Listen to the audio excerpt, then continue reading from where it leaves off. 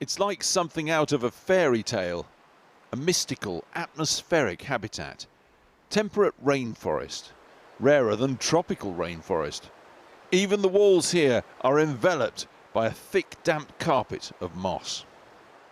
The dank, mossy boulders of these unique forests.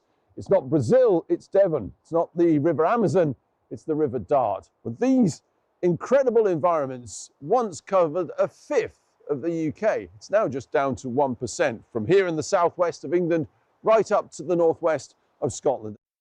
I think we can take Britain for granted, actually. And you know, when you're in a place as magical as this, you know, this is the sort of place of Arthurian legend, isn't it? You know, it's like the mist in between the trees, the mosses up the trees there, the moss-covered boulders. This is really what I'm talking about. I mean, look at this fantastic tree here. It's completely covered in these mosses. That's just because the weather like a here. carpet, isn't it? It is. It's, you know, it's a multicoloured carpet. It looks quite green, but what you're seeing there is many, many different species. So beautiful little lichen there. So much diversity on just one tree trunk. These are very, very special habitats, but our rainforests there's not much left of them. Unique to the west coasts of our islands, these temperate or cool rainforests largely grazed and farmed out of existence over centuries. But today is the start of a very long journey to turn their fortunes around. Those who say, well, you can't recreate ancient temperate rainforest, you're basically saying, oh yes, you can. Well, you can if you've got time. So this is a very long-term project, till 2083. Okay, so our vision is to clothe that western part of Britain back with this rainforest. This being made possible not by government, but by faster corporate funding. £38 million, thought to be one of the biggest ever private sector donations. And it works, simply buying land, doing for rainforests what the RSPB has done so successfully for birds. The Wildlife Trust are expert in this area, which is why we've partnered with them and we've given them the donation. And the donation will definitely create these ecosystems that will actually remove 800,000 tonnes of carbon from the atmosphere.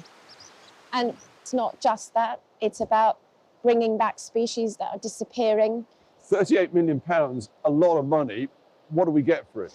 We have a responsibility to make sure that the UK is climate ready and is the biggest climate ready country in the world.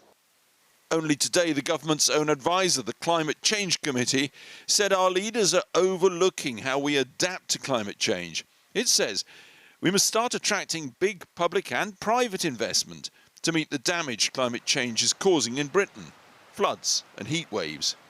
So we need action like this happening here on Dartmoor, across the whole country, at scale and urgently. This is a remarkable project, isn't it, between private sector and NGOs. Is it as good as it looks on the tin? I think, you know, it's a brilliant, brilliant sign to have so much money going into rainforest restoration in this country. It's clearly something we need far more of. And all I would say is to urge the government to take note of this and to do more themselves to put in place the sorts of incentives that would allow more landowners and farmers to get involved with rainforest restoration. It's not just that these places are precious and unique. The UK is now globally committed to turn around the long decline we've inflicted on nature. In December in Montreal, our government signed up to something called the Kunming-Montreal Agreement. Really important international agreement. It's really our last gas saloon. We can't carry on like this. We've really got to address this nature crisis. A green and pleasant land. With a warming climate, these unique forests face enough pressure.